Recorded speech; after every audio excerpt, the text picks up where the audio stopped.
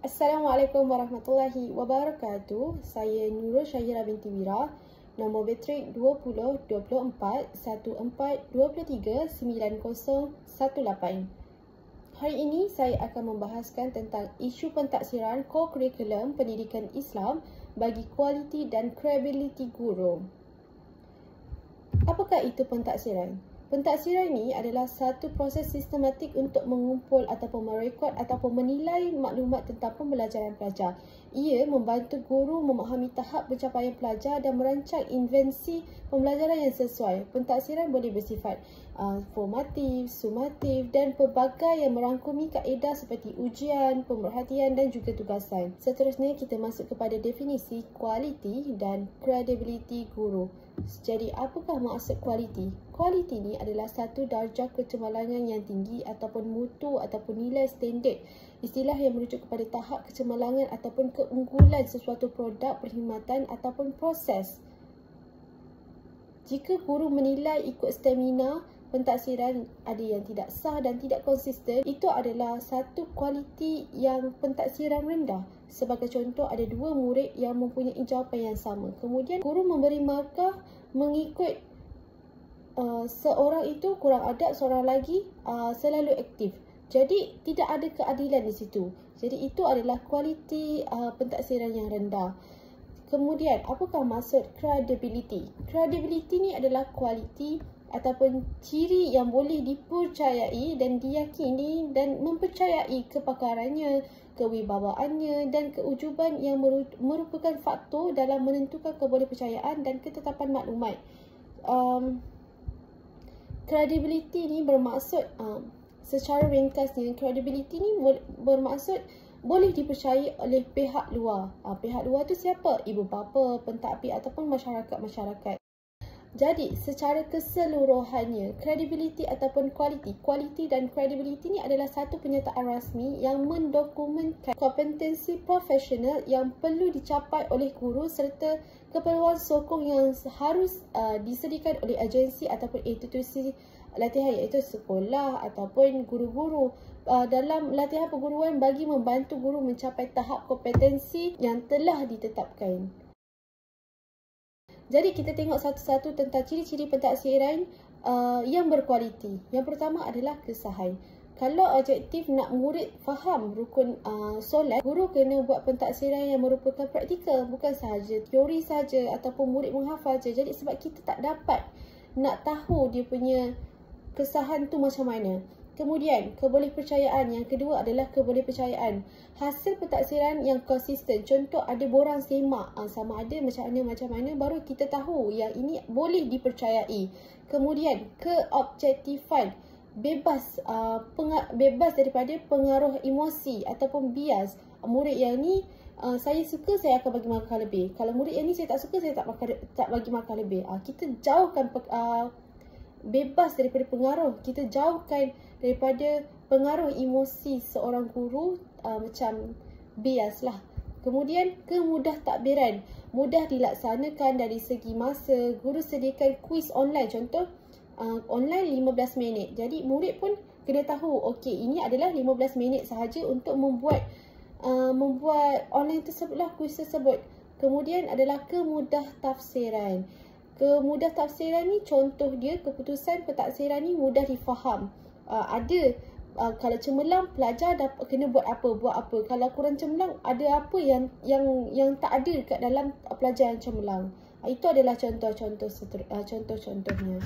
Seterusnya kita pergi kepada isu. Banyak isu yang kita perlu tahu tentang kualiti dan kredibiliti guru. Antara isu-isunya adalah kurangnya bahan bantu mengajar digital atau aktiviti berasaskan projek. Guru tidak cukup didedahkan dengan teknik menggunakan bahan bantu mengajar digital dan aktiviti projek dalam pentaksiran co-curriculum. Ditambah pula dengan keterbatasan sumber serta kemudahan sekolah seperti kekurangan komputer, internet yang laju ataupun LCD projektor. Kalau sekolah-sekolah yang pendalaman memang kurang daripada segi kemudahan tersebut. Jadi itulah isu yang boleh dipertengahkan, yang akan dipertengahkan tentang kurangnya bahan bantu mengajar digital untuk aktiviti berasaskan projek. Seterusnya, apakah kesan dia? Yang tadi kita tengok adalah punca. So, apakah kesan sekiranya kurang menggunakan bahan bantu mengajar? Yang pertama adalah kualiti pentaksiran menurun. Seterusnya, kredibiliti guru tercala. Guru dipandang tidak responsif terhadap keperluan abad ke-21, menimbulkan perspektif negatif dalam kalangan pelajar dan ibu bapa dan juga pentadbir. Seterusnya, yang terakhir adalah minat murid terhadap pendidikan Islam menurun. Mereka boleh beranggapan bahawa pendidikan Islam ini membosankan, hanya hafal tulis. No, mereka berfikir begitu. Sewajarnya pelajar pendidikan Islam perlu lebih excited dalam mempelajari pendidikan Islam. Okey, jadi apakah cadangan penambahbaikan? Cadangan penambahbaikan adalah membangunkan bahan digital interaktif khusus untuk pendidikan Islam. Galakkan guru menggunakan sepatutnya sekolah yang menggalakkan guru menggunakan tools-tools yang percuma seperti aplikasi WordWall, Canva, Quizzes, Word. Lagi apa? Educa Play, macam-macam lagi dalam pengajaran dan nilai dan penghayatan. Hal ini akan menjadikan murid lebih interaktif, lebih suka. Saza, saya nak lagi belajar pendidikan Islam. Saya tak rasa bosan. Kita perlukan respon daripada pelajar begitu. Okey, seterusnya cadangan penambahbaikan adalah kolaborasi bersama para guru. Wujudkan kerjasama antara guru untuk mencipta aktiviti ataupun berbentuk simulasi ataupun kajian kes. Okey, wujudkan simulasi macam contoh, pelajar darjah 6 mempelajari tentang rasuah. Bagi mereka kerja bahawa apakah itu rasuah, bagi mereka ceburi ataupun cari tentang apakah itu rasuah dan bagaimana, barulah pandangan mereka lebih meluas. Hal ini dipandang dalam surah Al-Ma'idah, dan tolong menolonglah kamu dalam mengerjakan kebajikan dan ketakwaan, dan janganlah tolong menolong dalam berbuat dosa dan bermusuhan.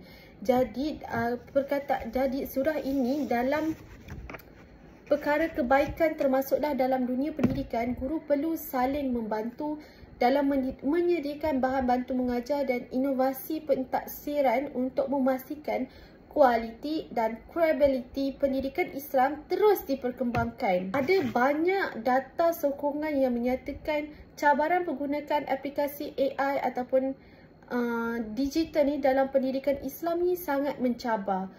Antaranya adalah kajian oleh Nurul Hidayah 2024 dalam jurnal cendekiawan mendapati bahawa cabaran dalam penggunaan aplikasi AI seperti Canva, Quiz dan ChatGPT dalam pengajaran pendidikan Islam di sekolah rendah melibatkan sikap serta kemahiran guru. Cabaran luaran pula berkaitan dengan isu kebolehan dan jurang digital. Jadi guru pendidikan Islami perlu lebih cakna dalam mempelajari ataupun mengajar pendidikan Islam ni menggunakan bahan-bahan bantu digital. Seterusnya, isu yang kedua adalah ramai guru tidak diberikan pendedahan yang cukup tentang pelaksanaan pentaksiran holistik. Apakah maksud holistik? Holistik ini adalah bermaksud melihat sesuatu perkara secara menyeluruh. Dalam konteks pentaksiran holistik, ia bermaksud menilai pelajar secara keseluruhannya daripada segi pengetahuan, kemahiran, nilai dan juga sikap pelajar tersebut. Contohnya, kalau pentaksiran biasa, mereka akan tengok, cikgu akan tengok betul ataupun salah. Jadi, pentaksiran holistik ni dia tengok menyeluruh, sama ada daripada menyelesaikan masalah, cara bekerja dalam kumpulan, cara mereka menunjukkan nilai murid mereka dan sebagainya. Seterusnya, apakah punca ramai guru tidak diberikan pendedahan yang cukup tentang pelaksanaan pentaksiran holistik? Antara salah satu puncanya adalah kekurangan berkualiti, kekurangan latihan berkualiti. Guru pendidikan Islam jarang terlibat dalam bengkel khas membina instrumen pentaksiran efektif dan juga psikomotor. Kalau nak dibandingkan, banyak guru-guru yang akademik lain yang lebih pergi bengkel berbanding dengan guru pendidikan Islam. Seterusnya, tiada garis panduan khusus yang terperinci, iaitu dokumen standard ataupun manual pentaksiran yang diterima guru kadang-kadang terlalu umum. tidak ada contoh spesifik bagaimana menilai aspek penghayatan ataupun sasiah dalam konteks pendidikan Islam tersebut. Seterusnya adalah ketakutan dalam keobjektifan. Ada guru yang bimbang bila buat pentaksiran nilai ataupun sikap ataupun keputusan boleh jadi terlalu subjektif. Jadi mereka lebih selesa terus peperiksaan bertulis sahaja sebab lebih senang nak skor. Jadi daripada pelbagai punca-punca yang kita lihat tadi, antara kesan-kesannya adalah kualiti pengajaran menurun tanpa latihan yang mencukupi. Guru mungkin hanya menumpukan kepada aspek kognitif ataupun pengetahuan dan mengabaikan sikap ataupun amalan pelajar tersebut. Ini menyebabkan pengajaran tidak menyeluruh dan tidak memenuhi objektif pendidikan Islam yang secara menyeluruh, secara holistik. Seterusnya, murid hilang motivasi. Ketidakmampuan untuk melaksanakan pentaksiran holistik yang maksudnya secara menyeluruh dengan berkesan boleh menyebabkan pihak pentadbiran ataupun ibu bapa meragui keupayaan guru dalam menilai perkembangan murid secara menyeluruh. Dan seterusnya adalah motivasi guru menurun. Guru yang tidak yakin dengan kaedah pentaksiran menyeluruh ni iaitu holistik mungkin terasa tertekan dan kurang bermotivasi yang akhirnya menjejaskan semangat dedikasi mereka dalam pengajaran. Mereka akan berfikir mengajar dekat depan hanya mengajar kat depan macam tu hari-hari mereka tak ada perkembangan. Okay, itu adalah kesannya nanti. Bila tak ada perkembangan, mulalah murid yang tidak sukakan dengan subjek pendidikan Islam ni mundur. Kita tak nak macam tu. Seterusnya, apakah cadangan penambahbaikan yang boleh dilihat? Cadangan penambahbaikan yang boleh dilihat adalah pembangunan manual pentaksiran holistik, iaitu menyediakan panduan lengkap dengan rubrik penilaian yang jelas untuk membantu guru melaksanakan pentaksiran secara menyeluruh, secara sistematik dan juga konsisten.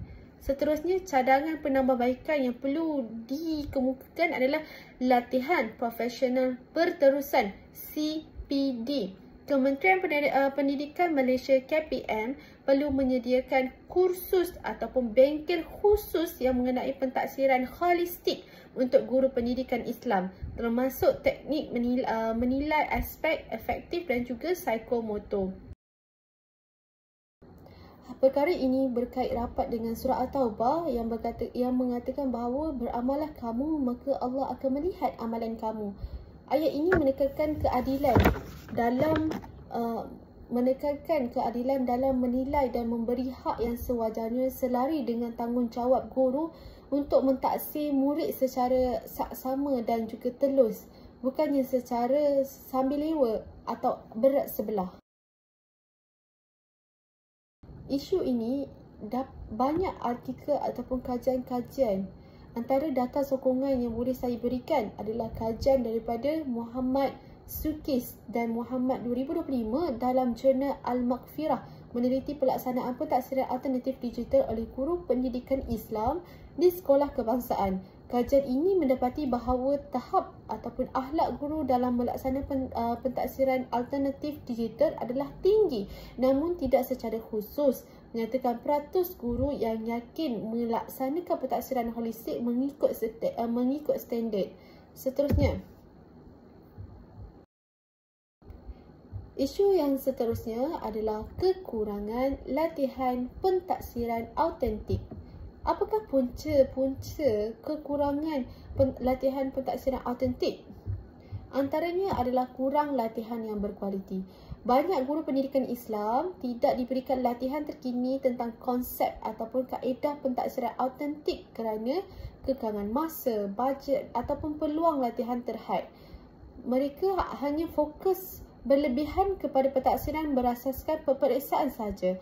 Sistematik pendidikan masih menitik beratkan ujian bertulis, menyebabkan pentaksiran berbentuk praktikal ataupun autentik kurang diberikan keutamaan dalam latihan guru.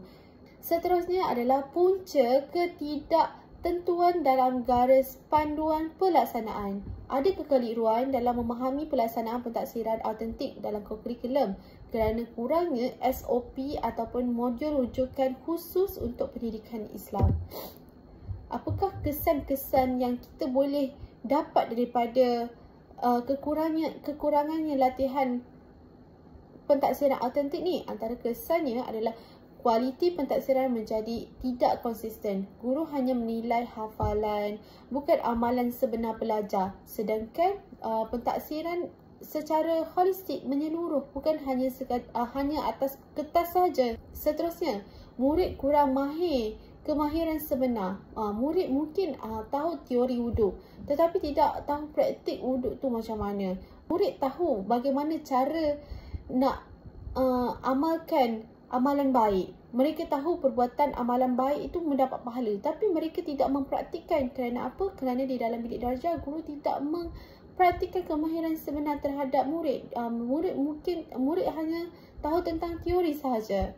Seterusnya, hilang peluang membina akhlak murid. Seperti yang saya cakap tadi, aspek akhlak tidak dapat diuji jika hanya menilai jawapan atas kertas sahaja. Kita tak tahu sama ada kredibiliti pelajar tu bagaimana, sikap mereka bagaimana untuk kita menilai mereka.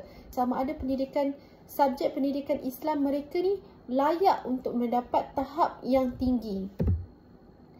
Jadi apakah cadangan penambahbaikan? Antara cadangan penambahbaikan yang boleh dilakukan adalah latihan intensif tentang kaedah pentaksiran autentik seperti pemerhatian amalan ibadah sebenar. Seterusnya, wujudkan standard rubrik pentaksiran autentik yang boleh digunakan oleh semua guru pendidikan Islam. Pastikan standard rubrik pentaksiran autentik ni secara teliti dan jelas bagi guru pendidikan Islam ini tidak terpinga-pinga dalam melaksanakan pentaksiran tersebut. Seterusnya, menggunakan portfolio amalan murid. Murid serah bukti, gambar ataupun video mereka mengamalkan ibadah. Sebagai contoh, guru menggalakkan membuat latihan murid menggunakan video ataupun gambar, menunjukkan mereka telah melakukan amalan itu, bukan hanya sekadar teori sahaja. Mereka mempraktikkan di rumah ataupun di mana sahaja yang mereka berada. Seterusnya, isu ini berkait rapat dengan ayat Al-Quran yang berkaitan dengan dalam surah Al-An'am. Dan sempurnakanlah sukatan dan timbangan dengan adil. Jadi, apabila guru melaksanakan pentaksiran ini secara adil ataupun berkualiti dan kredibiliti, tak adalah bias ataupun pelajar yang disukai dapat markah tinggi, yang tidak disukai tidak dapat markah tinggi. Mereka semua ada bukti-bukti, ada macam gambar, video yang ditunjukkan untuk mereka dapat tahap yang tinggi, tahap prestasi yang tinggi. Ada juga data sokongan iaitu penggunaan kaedah tradisional dalam pengajaran. Kajian oleh Universiti Sains Islam Malaysia USIM mendapati bahawa sebahagian guru pendidikan Islam masih menggunakan kaedah tradisional dalam pengajaran mereka, seperti ceramah dan hafalan tanpa menginteraksi pendekatan yang lebih interaktif untuk berpusatkan pelajar. Jadi, guru pendidikan Islam ni tidak seharusnya mundur ke bawah, sepatutnya ke depan untuk melaksanakan subjek pendidikan Islam ni.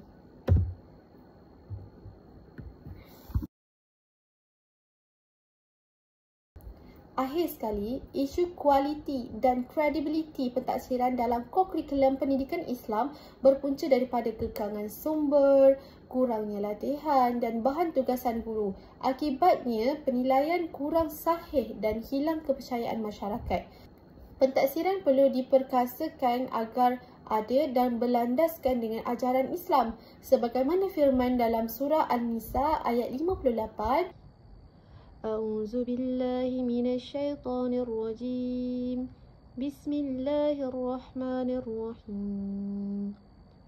Innallaha ya'murukum an tu'addul amanati ila ahliha wa idza hakamtum bainan nasi an tahkumul bil adl. Innallaha ni'ma ya'izukum فقم به إن الله كان سميعا بصيرا صدق الله العظيم. Ayat ini menekankan bahawa tugas menilai dan mentaksir adalah satu amanah yang memerlukan keadilan dan ketelitian, bukan sekadar memenuhi keperluan pentadbiran ataupun rutin kerja sahaja. Itu sahaja daripada saya. Wabillahi taufiq wa hidayah. Assalamualaikum warahmatullahi wabarakatuh.